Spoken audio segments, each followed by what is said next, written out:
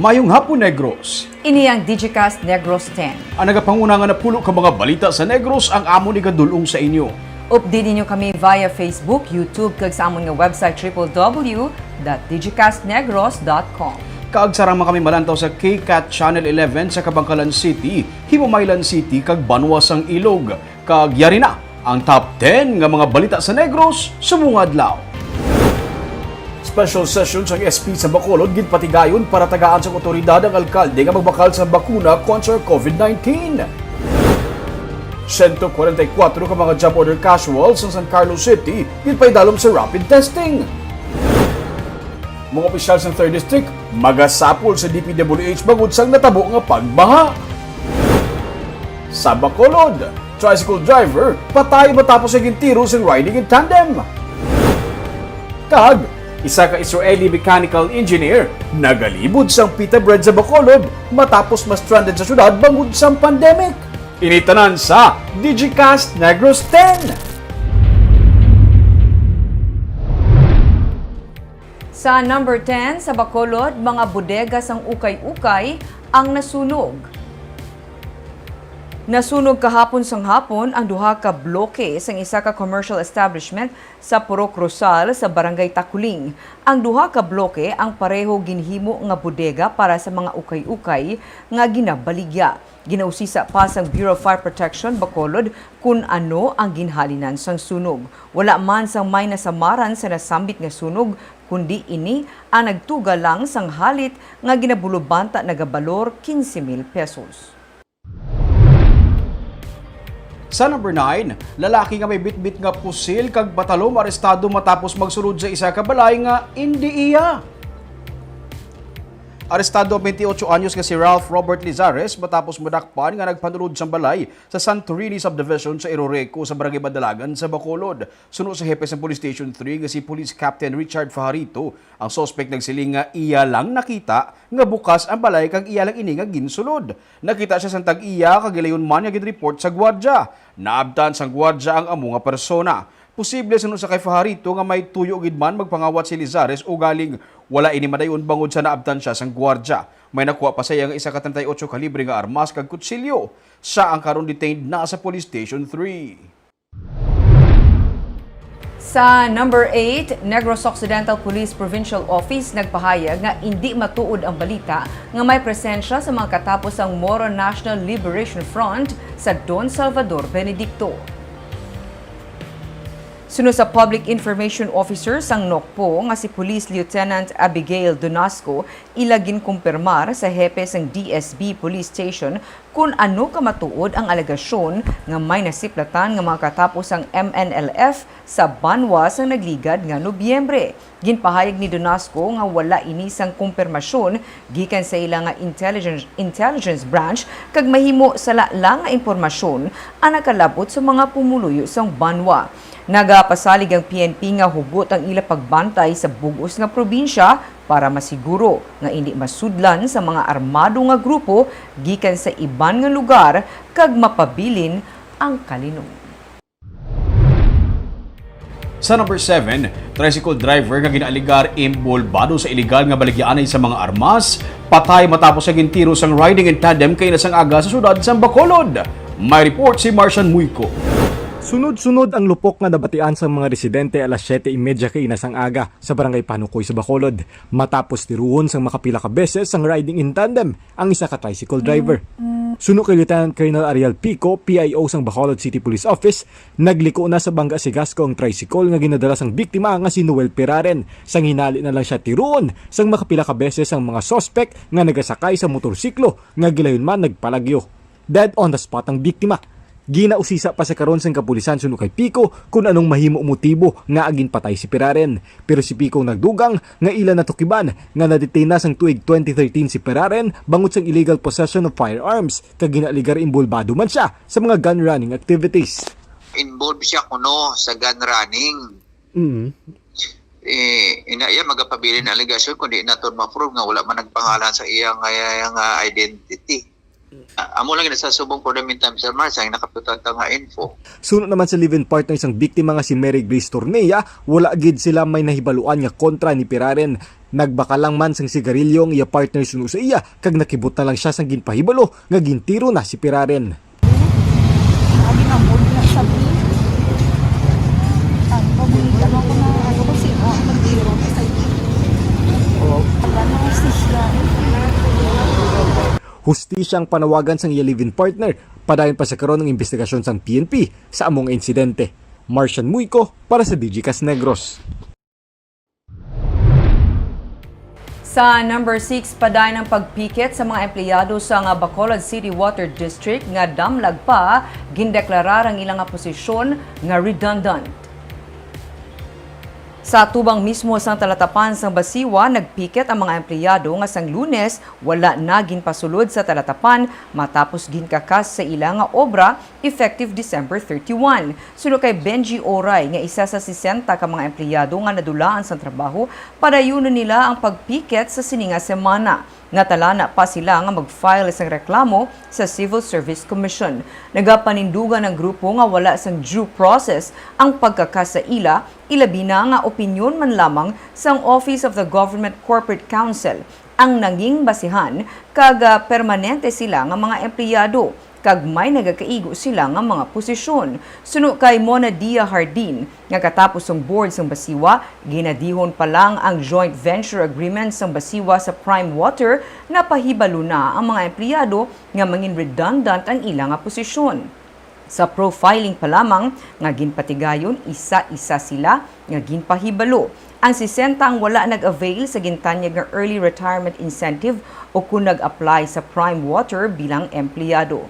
May restructuring nga ginpatuman rason nga nangin redundant ang ilang nga mga posisyon suno sa Basiwa. Suno kay Hardin, kinamatarong naman sa mga empleyado ang magpatigayon sang piket kag ginapaabot naman sila o kung ginapaabot nila ang pagpasaka sang reklamo sa CSC. Suno kay Oray, wala labot sa natalana nila nga pag-file sa CSC. Damlag pa, may na-file na sila nga reklamo sa Regional Trial Court kung sa diin, ginakwestiyon nila ang JVA kag naghinyo sila sang status quo sa ilang employment. Hasta subong ang gina-question namon niya ang legal basis sa pagdeklarar nila sa ngamon posisyon redundant. Kaya hindi lang niya ang board ang pwede makahambal nga, oy redundant na kamo. May proseso nga ginasunod sa gobyerno nga mga ahensya nga kadtuan nimo like sang DBM kag sang civil service before ka makadeklara kag dapat may clearance halin sa sini nga mga ahensya sang gobyerno. There was really due process. The joint venture agreement was 3 years in the making. 2017 niya namon umpisahan ang evaluation ni sa joint venture agreement. So, kapalun sila. There were a series of conferences, general assemblies, and even individual profiling. In profile, ini namon individually, isa-isa sila. Sa number 5, sinigid lamang nga hapon ginpaydalom na sa state of calamity ang syudad sang Talisay. Ini kasunod sa natabo nga pagbaha nga nag-apekto sa 17 ka mga barangay kag masobra 4,600 ka mga pamilya. Sunod sa kay Mayor Neely Zares, hatagan sang 7,000 pesos nga assistance ang mga yadtong mga balay nga totally damaged kag 5,000 pesos naman ang partially damaged depende sa assessment sang DSSD. Samtang natalana naman nga magdeklarar sang state of calamity ang Victoria City. Then rehabilitation sang nakalagupa ng mga drainage, mga pika-pika, flood control, and then we are coordinating with the province.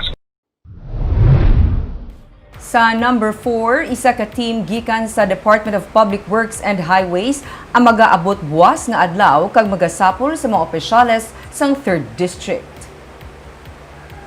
Suno sa kay 3rd District Representative Kiko Benitez, magasapol sila kaupo ng mga opisyal sa mga LGU sang 3rd District para istoryahan kag pangitaan sa solusyon ang natabo nga pagbaha sa tung Enero 1 kung sa diin masobra sa 15,000 ka mga pamilya ang apektado sang baha. Suno sa kongresista, kadamo sa mga suba kag drainage nga barado bangod sang basura. Isa sa ginalantaw nila nga sabat sa problema ang isa ka dako nga clean up drive kag padayon nga pag-maintain sang mga suba.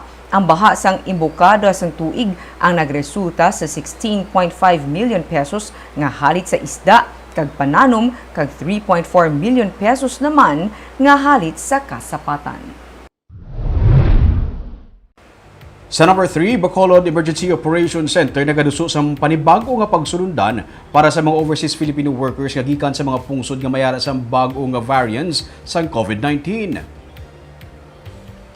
Ginpahayag sa Executive Director sa Bacolod EOC nga si City Administrator M. Ang, nagaplano sila nga magpatuman sa 7 ka adlaw nga home quarantine sa mga magainabot nga OFW sa syudad kung gikan sila sa mga pungsod nga may positibo nga kaso sa bago nga variant sang virus.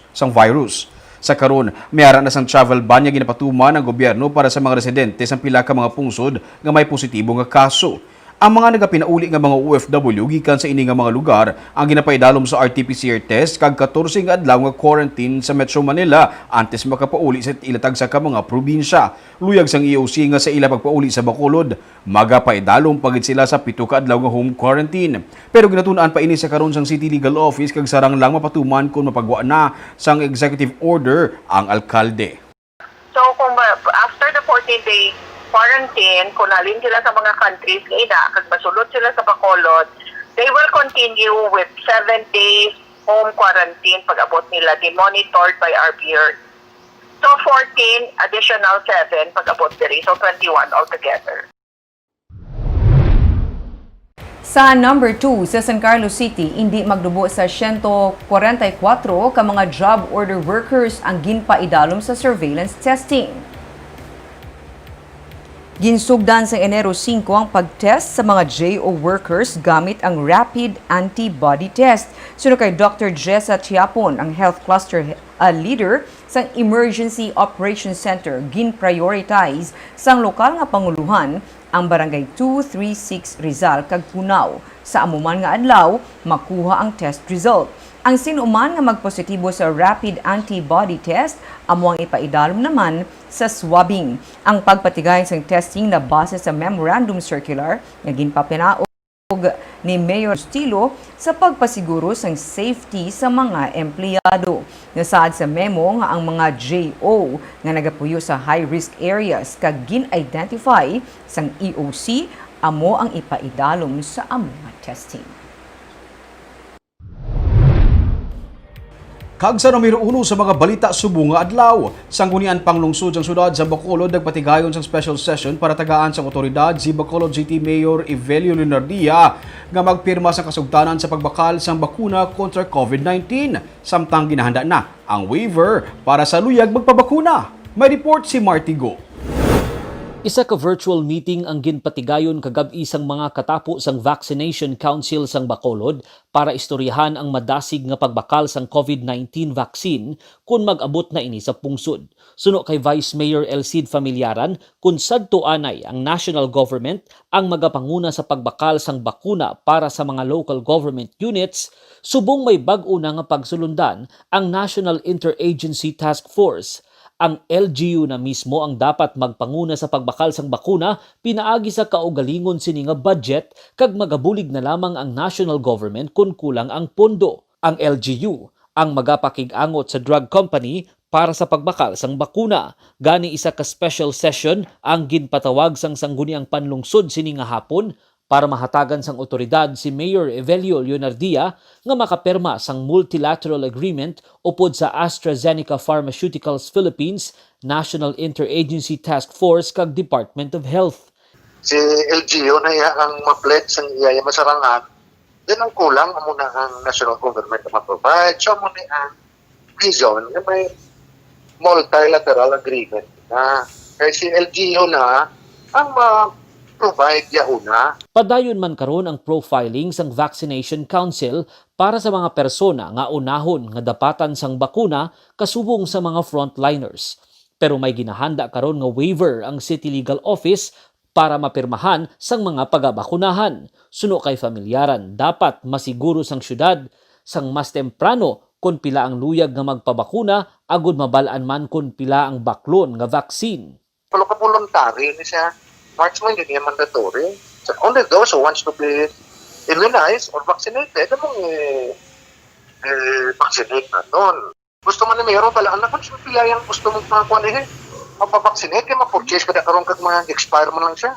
Sa karon may pila na ka mga LGU sa Metro Manila nga nakapirma sang kontrata sa AstraZeneca para magbakal sang bakuna, pero wala pa sang patod nga petsa kung saan ugid magaabot ang vaccine sa pungsod. Martigo para sa Digicast Negros.